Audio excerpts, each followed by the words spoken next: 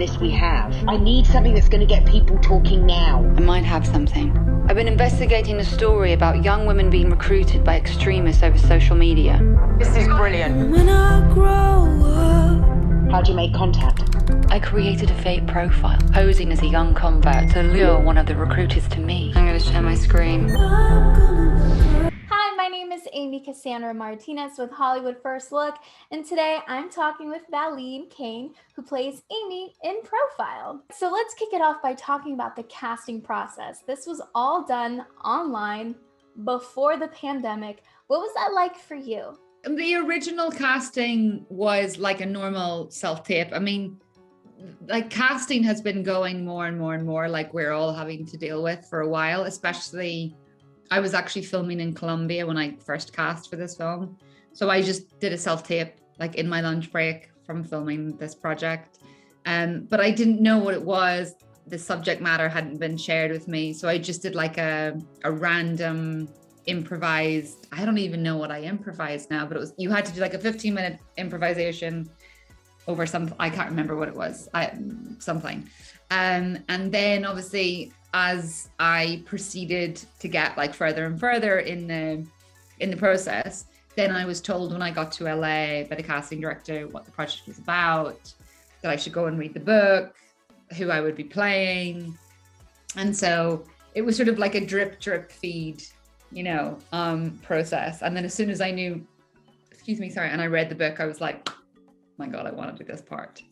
Yeah, I mean, it's a very strange, I think it was about 4 years ago now, because we filmed it so long ago. I was in Italy, in the mountains somewhere at the time. I was away with I don't know what I was doing in Italy at the time. I was somewhere but we were high up in the mountains. And I remember this, we were auditioning on Skype, which ended up being, sort of the way the whole movie was done. And, now I can't hear a Skype conversation or the beep without having some kind of sort of traumatic response to it, because it's so crazy. But yeah, I mean, it was such a strange experience. I remember having to send a sort of improvised monologue for one of the original auditions. You're brave to admire in a man. Can I ask you what your job is? I don't want to talk about it over the internet. There's journalists everywhere. Journalists. And they've got no morals. They're vultures, Exactly. You're full of surprises, aren't you? Am I your type? Yeah, you're all hot. I don't want to do the fighting and the cooking. I'll look after you. Babe, is everything all right? I'm fine. If I want to come to Syria, what do I need to do? So let's rewind just a little bit. Before you were brought onto this project, what was it about the script? What was it about Bilal that made you say, you know what, I want to be a part of this?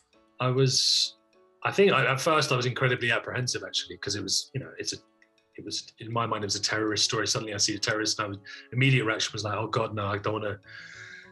There's still a part of me that sort of, there's a bit of shame and a bit of guilt about, I feel like I'm, holding the South Asian acting community back. You don't want to be part of a project, really. That's I don't think I'll ever try and hopefully not play a terrorist ever again. That would be the sort of aim. But the difference was, well, one, I was an out of work actor. This is about 40 years ago. It sort of goes to show the state of what was out there at the time. But it was the specificity of the story, because it was Anna's story and it was so specific, and we could see what they said to each other. It wasn't someone's idea of what a terrorist might say. It was a very specific dialogue that they had with each other. And for me, it was about the love story between them. It was this two-hander, and it was about how I interacted with her. You don't really get to see sort of what he does behind the scenes. It was more this man, and it was a cat and mouse thing. And that was what was very alluring to me, the fact that it was true, and the fact that I could sort of be in control of it rather than someone telling me to play a terrorist, I decided to watch this on my laptop, which I recommend because it felt so real. I felt like you and Shazad both just took over my laptop, and I was just kind of there. You were basically, in a way, a camera woman. You were calling the shots because of the framing. How did that added layer inform your performance while you were filming? There was no like props guy like telling me, okay, here's what you need to do next. And there was no continuity person.